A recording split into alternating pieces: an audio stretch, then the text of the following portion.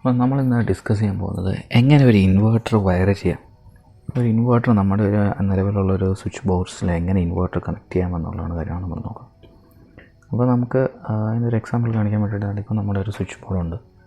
അതിൽ മൊത്തത്തിൽ നമുക്ക് 4 ലൈറ്റ് പോയിൻറ്റ്സും ഒരു പ്ലഗ് സോക്കറ്റ്, ഒരു ഫാൻ പോയിൻറ്റും പിന്നെ ഒരു പവർ സപ്ലൈ ഇൻഡിക്കേറ്ററുമാണ് ഞാൻ കാണിച്ചേക്കുന്നത്.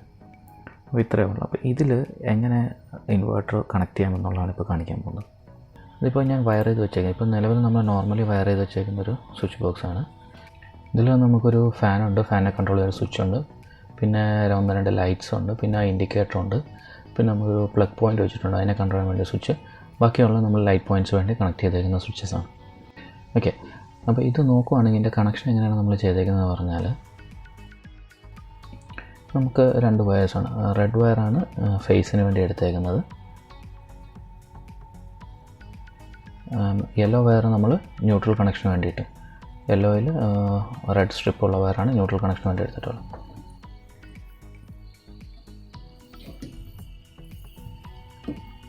ഇതിൽ നോക്കിയാൽ കണക്ഷൻ എങ്ങനെ ചെയ്തേക്കുന്നത് പറഞ്ഞാൽ, ഫേസ് വന്ന് എല്ലാത്തിലും നമ്മൾ ലൂപ്പ് ചെയ്ത് കൊടുത്തിട്ടുണ്ട്. ഫേസ് ന്യൂട്രൽ അതേപോലെ തന്നെ നമ്മുടെ ഇൻഡിക്കേറ്ററിൻ്റെ ന്യൂട്രൽ പോയിൻറ്റിൽ വന്നിട്ട് അവിടെ നിന്ന് ലൂപ്പ് ചെയ്തെടുത്താണ് നമ്മുടെ എവിടെ കൊടുത്തേക്കുന്നത് 6 ആംപിയർ പ്ലഗ് സോക്കറ്റിൽ കൊടുത്തേക്കുന്നത്. ഓക്കെ, അപ്പോൾ ഇതിൻ്റെ വയറിങ് എങ്ങനെയാണ് ചെയ്തേക്കുന്നതെന്ന് പറഞ്ഞാൽ, ഇതിൻ്റെ വയറെങ്ങനെയാണ് ചെയ്തേക്കുന്നത് പറഞ്ഞാൽ ഈ ഫിഗറിൽ കാണിച്ചേക്കുന്ന പോലെയാണ് ഞാൻ ആ സ്വിച്ച് ബോർഡ് വയർ ചെയ്തേക്കുന്നത്.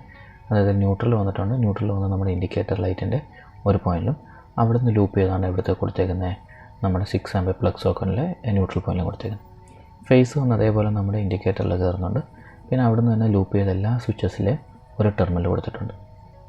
ഓക്കെ, പിന്നെ റെഗുലേറ്റർ അതേപോലെ തന്നെ നമ്മൾ ഫാൻ്റെ റെഗുലേറ്ററിൻ്റെ അതർ എൻഡ്, സ്വിച്ചിൻ്റെ അതർ എൻഡിൽ നിന്ന് റെഗുലേറ്ററിലോട്ട് പോയിട്ടുണ്ട്. റെഗുലേറ്ററിൻ്റെ ഔട്ട് കാണിച്ചിട്ടില്ല, റെഗുലേറ്ററിൻ്റെ ഔട്ട് എടുത്ത് നമുക്ക് ഫാനിലോട്ട് കണക്ട് ചെയ്യാം. അതേപോലെ തന്നെ 6 ആംപിയർ പ്ലഗ് സോക്കറ്റ് കൺട്രോൾ വേണ്ടിയുള്ള സ്വിച്ചിൻ്റെ കൺട്രോളും കാണിച്ചിട്ടുണ്ട്. ബാക്കി ഒരു സ്വിച്ചിൻ്റെയും നമ്മൾ ഔട്ട് കാണിച്ചിട്ടില്ല.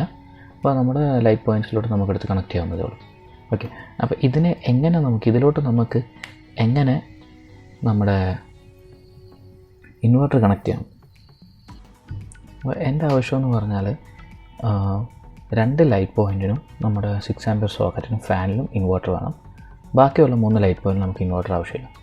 അപ്പോൾ ചെയ്യേണ്ട പരിപാടി എന്ന് പറഞ്ഞാൽ, നമുക്ക് ആവശ്യമുള്ള ലൈറ്റ് പോയിൻറ്റ്സിലോട്ടുള്ള ഫേസ് ലൈൻ കട്ട് ചെയ്ത് കളയുക, അതേപോലെ തന്നെ സോക്കറ്റിലോട്ടുള്ള ഫേസ് കട്ട് ചെയ്ത് മാറ്റും. എന്നിട്ട് അവിടെ തൊട്ട് നമ്മുടെ ഇൻവെർട്ടറിൻ്റെ ലൈൻ കണക്ട് ചെയ്യാം. അതായത് ഇൻവെർട്ടറിൻ്റെ ഔട്ട് വരുന്നിടത്ത് ഇതിലോട്ട് കണക്ട് ചെയ്യും. അപ്പോൾ മറ്റേ ഫേസ് നമ്മുടെ KCBയുടെ അല്ലെങ്കിൽ EBയുടെ ഫേസ് ഡയറക്റ്റായിട്ട് ഈ സ്വിച്ചസിലൊന്നും എത്താൻ പാടില്ല. ഇൻവെർട്ടറിൻ്റെ ഔട്ടായിരിക്കണം ഇങ്ങോട്ട് എടുത്ത് കണക്ട് ചെയ്യും. ഇത്രയും ചെയ്ത് കഴിഞ്ഞാൽ നമുക്ക് ഇൻവെർട്ടർ സിമ്പിളായിട്ട് വരിക. അപ്പോൾ നമ്മൾ വയറിംഗ് ഡയഗ്രത്തിൽ പറഞ്ഞ പോലെ എന്ത് ചെയ്യണമെന്ന് പറഞ്ഞാൽ, നമ്മുടെ ഫാനിലോട്ടും ലൈറ്റിലോട്ടുമുള്ള സ്വിച്ചിൽ നിന്ന് നമ്മുടെ ഫേസിൻ്റെ ലൈൻ അഴിച്ചു മാറ്റി അത് കട്ട് ചെയ്ത് കളയുക.